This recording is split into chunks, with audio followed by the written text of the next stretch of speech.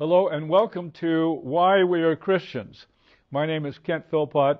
I'm the pastor of Miller Avenue Baptist Church in Mill Valley, California. And I think you're in South Carolina, Larry, aren't you?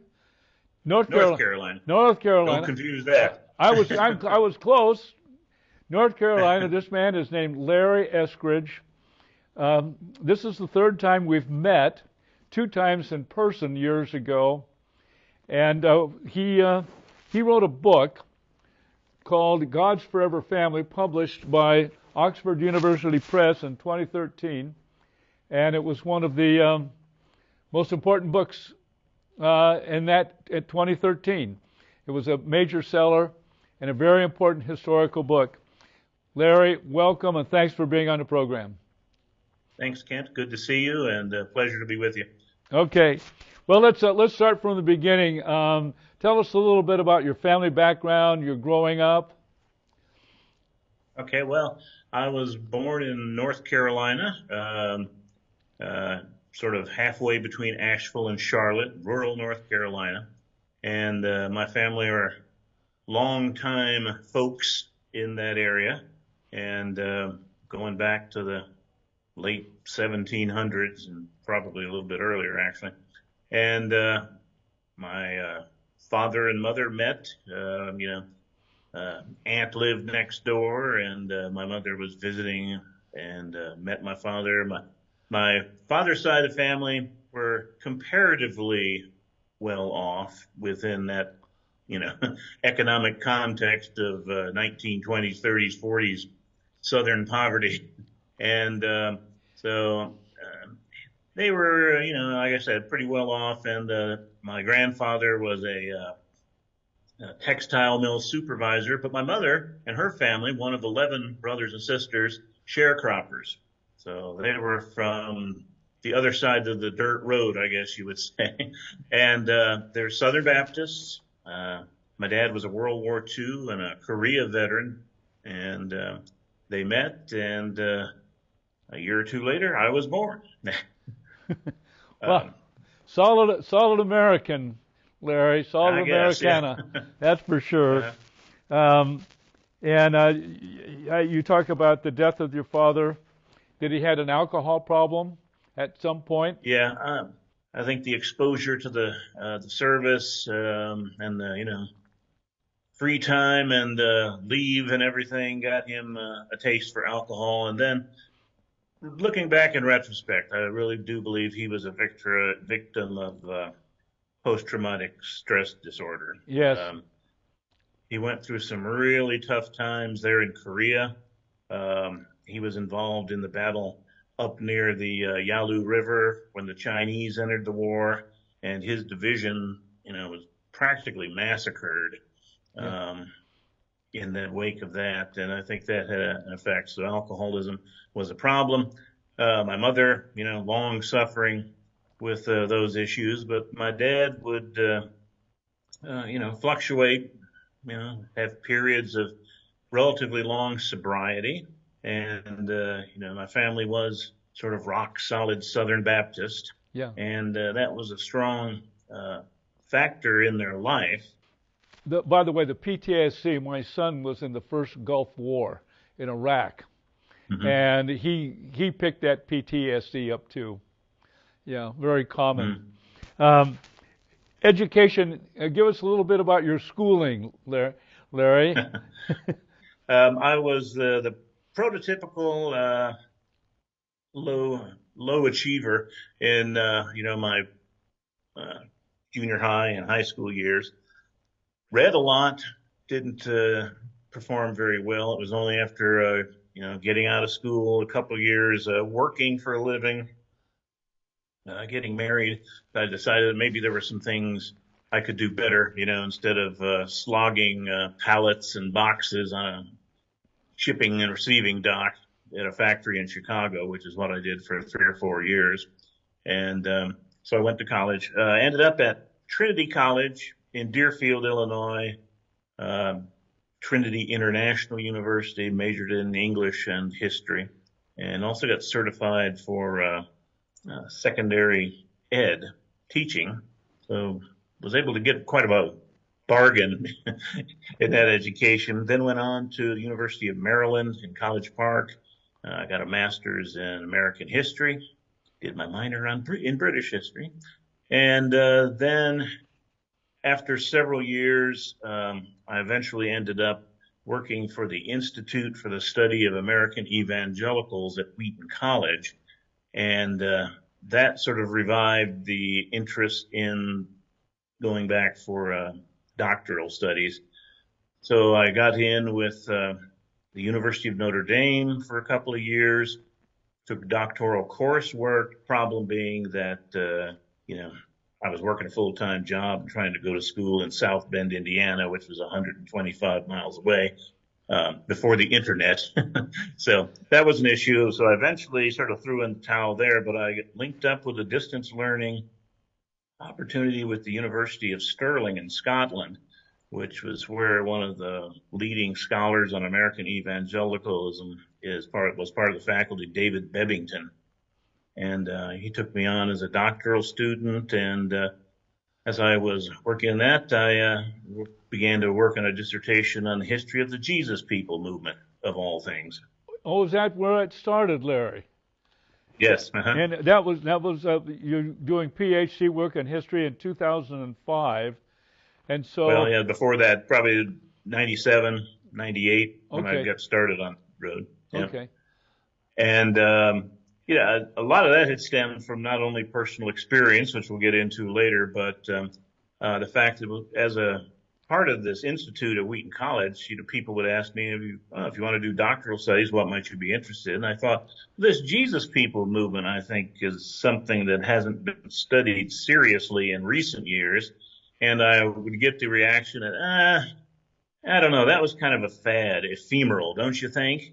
And I would say, it was kind of a thing.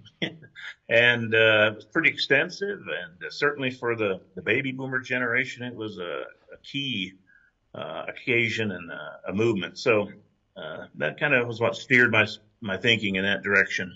Yes, indeed. Now, in our own day here, we're sitting here March 23rd, 2023, and now the Jesus People movement is once again a major subject to be discussed. Uh-huh. Yeah, so that's why I called you, Larry. That's why I wanted to. I figured that might be it. Yeah. Yeah, wanted to cover it when it was a hot topic. How did you become a Christian? Can you tell us a little bit about that? Yeah, obviously I had it in my family background with the Southern Baptist connections. And although my folks moved north when I was a small tot, there was a thriving network of Southern Baptist churches up in the Chicago area because of the post-war migration from the South. So there had been a lot of Southern Baptist churches started, so they were able to sort of slot into that pretty easily. And so, from as early as I can remember, we were attending church and, eventually getting into Sunday school. Bible reading was a big thing for both of my parents. We'd watch Billy Graham when he came on, listening to gospel radio on Sundays. And so it was heavy in the family. It was part of the furniture, so to speak. And during one of the periods where my father was doing pretty well with his alcohol problems, the family got deeply involved in a little startup Southern Baptist church, which eventually came to be known as Gleaners Baptist Church. Our preacher was from Mississippi, and he had made a promise to his brother as he was dying, who was also a preacher, that his brother had a vision that one day he would pastor a church called Gleaners Baptist Church. Of course, from the story of Ruth. And this is what our pastor decided this was going to be the name of the church, and we went along with it. Anyway, so they were deeply involved there. And anybody who's been around the Southern Baptist realized there's a kind of a natural rhythm to the year. You would have, Christmas time, you've got the Lottie Moon offering, which is a big missions endeavor. And of course, you've got the regular round of singspiration meetings, the old Southern churches where we gather together and sing the hymns and gospel songs.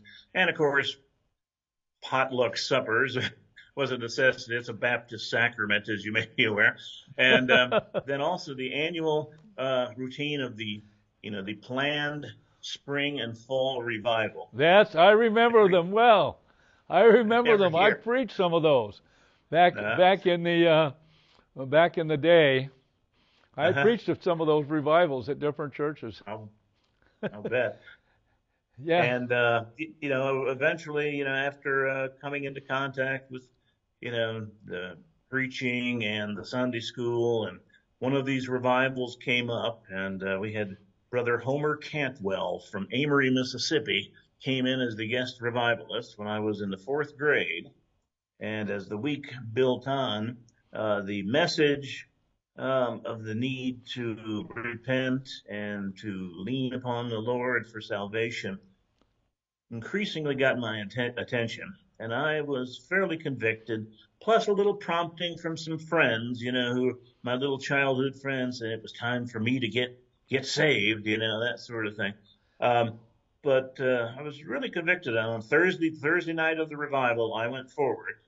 And as I mentioned there in some stuff I sent you, my experience was a weeping, crying, holding the pulpit sort of a situation. I was really convicted and affected at that time. And, the church's pastor came up and spoke to me, and, getting a little verklempt here, asked me if I wanted to accept Jesus as my Savior. And of course I said yes.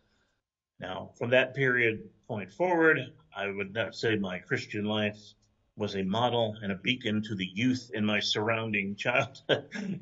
But nonetheless, it was an important foundation, and I certainly considered myself a Christian at that point. Now, you're how old now, Larry? I was 10 years old. Yep. 9 or 10 years old, and you got baptized. Yep.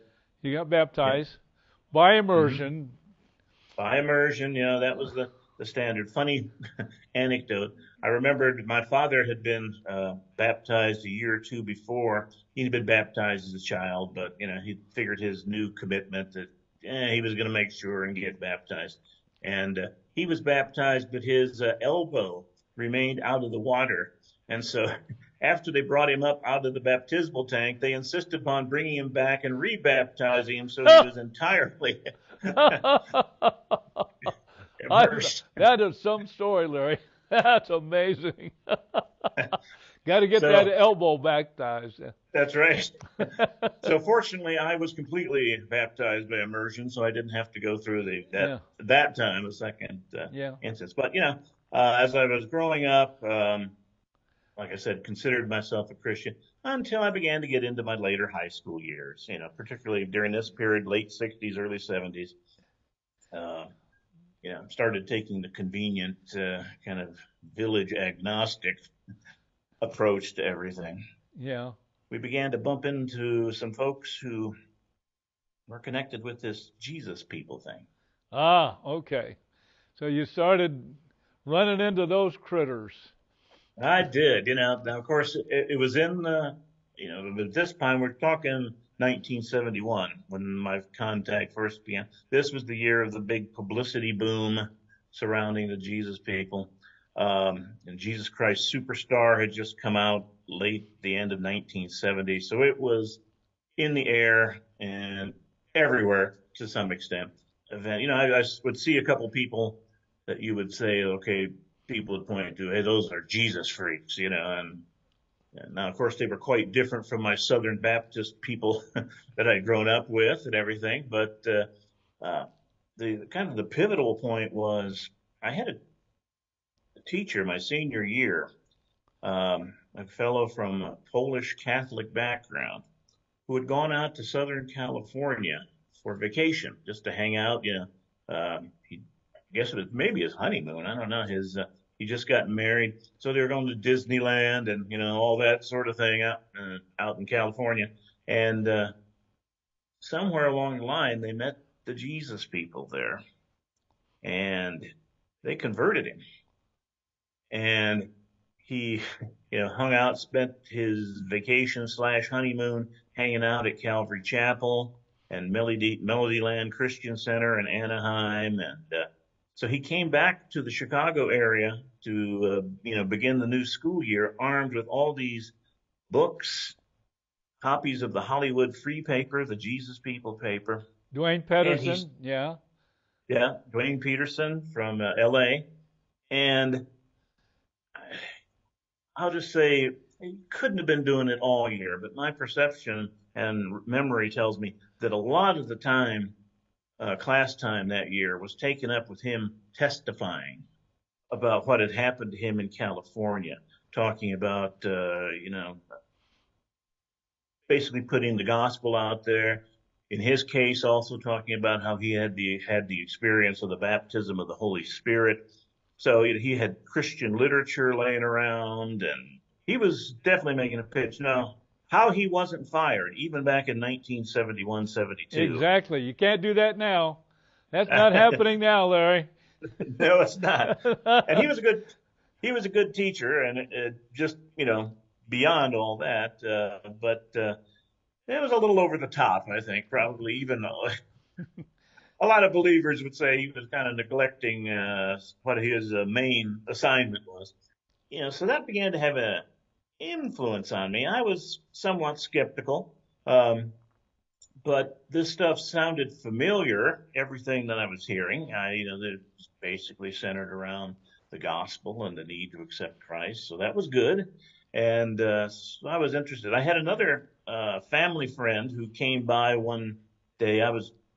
I'd played football and had gotten my knee hurt, and he came over to visit me, and he had gone charismatic, an ordained Southern Baptist pastor who had gone charismatic, and he had another guy with him who had begun to have connections with a group of Jesus people up in Wisconsin. So they persuaded me to go along to a rally with the Milwaukee Jesus people. This was a group run Larry, by Jim. I've got a story Yes. to tell you about those guys in a little bit. Keep going. Okay. So we went up there to see their band, The Sheep, The Sheep. play. I was The with Sheep. them. Okay. All right. Scandinavia? Or No, in England. Okay. All right. In England. In England? Okay. What happened was the Sheep, they were going to Air Force military bases in Europe. And they got stranded in Germany. Kenneth Frampton, the richest Christian in the world at the time, brought them over to England, and they did their production, Lonesome Stone. Right. Lonesome Stone, and Frampton got a hold of me, flew me over to England, and while they were there, I pastored them. I was pastor of the Church Open Door, but I said I'd go. And I went over to England, Upper Norwood, and I went all over the place with the Sheep. Okay. They were a thing. Oh, yeah. Yeah. They had actually, when they were in Scandinavia, they had recorded an album in Finnish, which Jim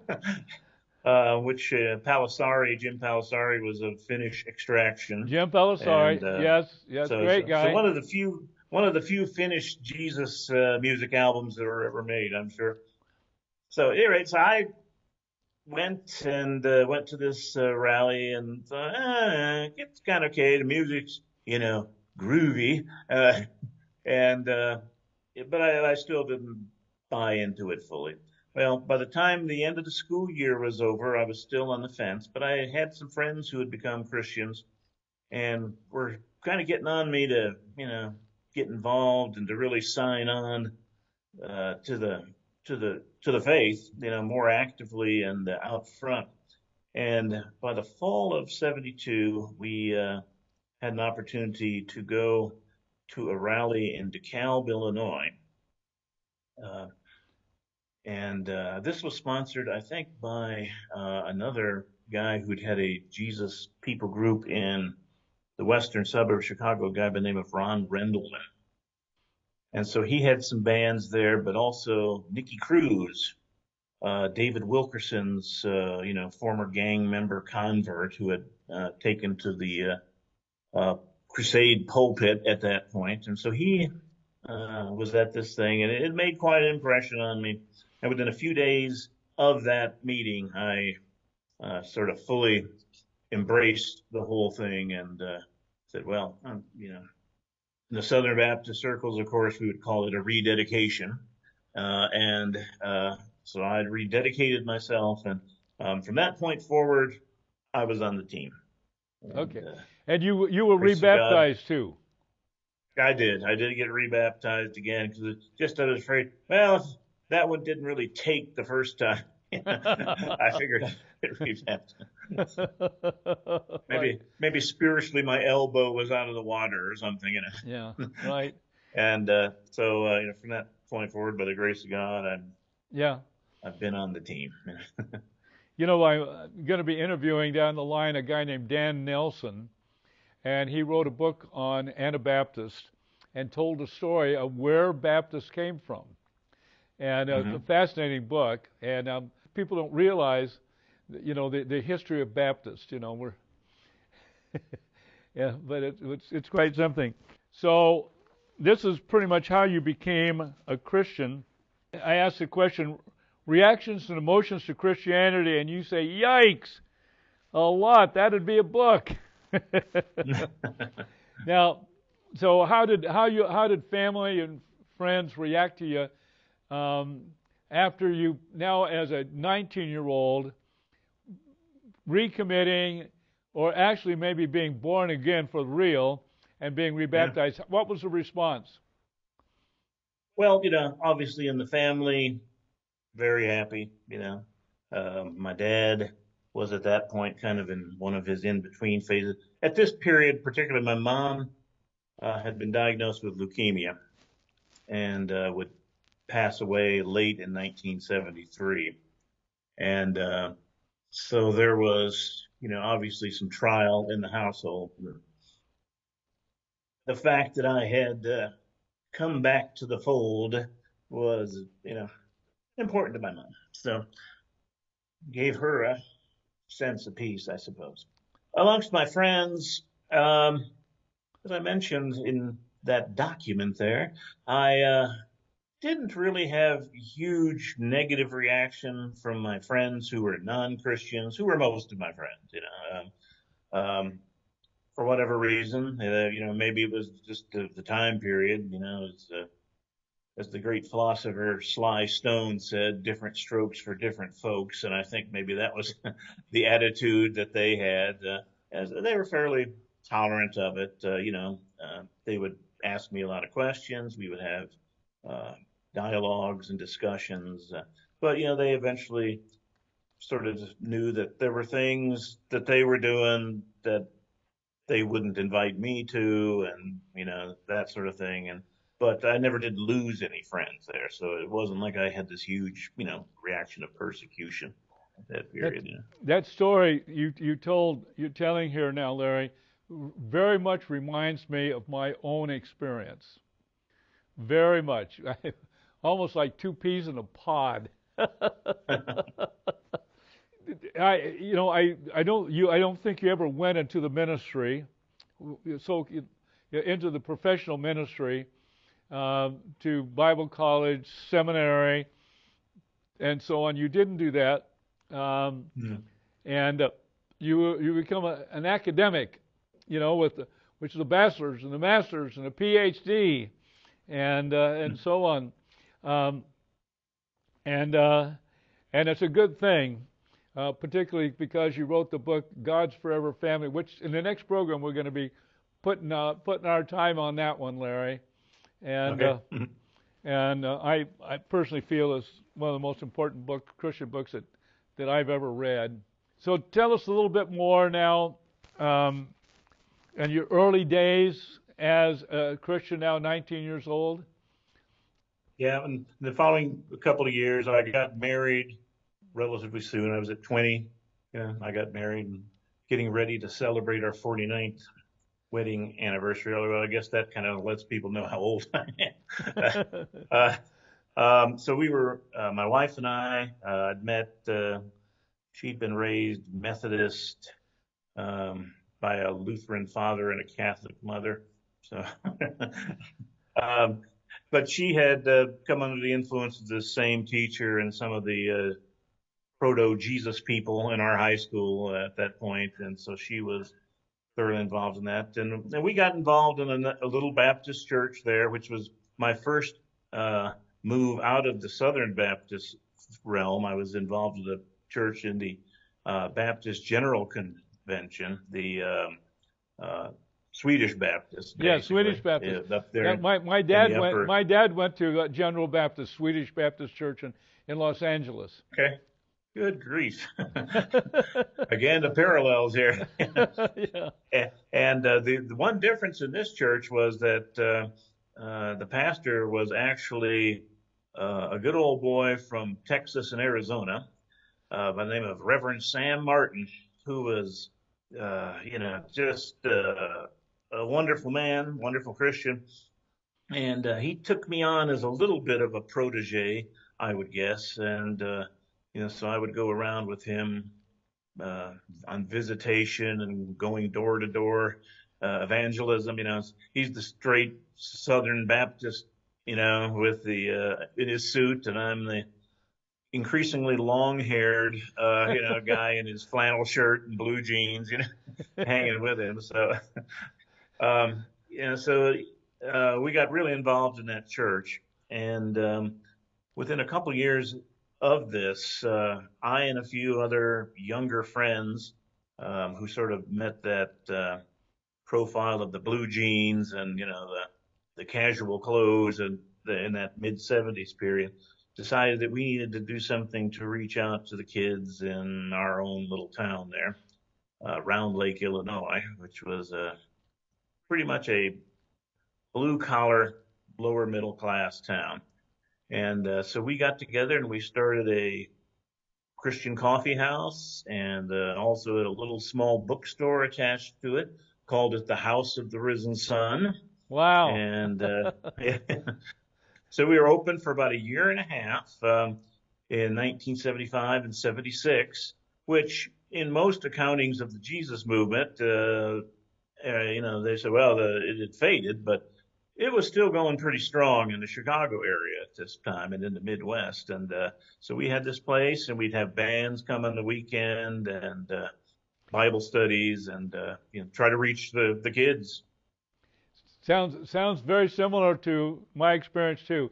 Larry, we got to stop now. We've run out of time, and we're going to be picking up in just a little bit. Don't go anyplace. We're going to Okay. We'll take about 5 minutes off and come back, and we're going to talk about God's Forever Family and the Jesus People movement.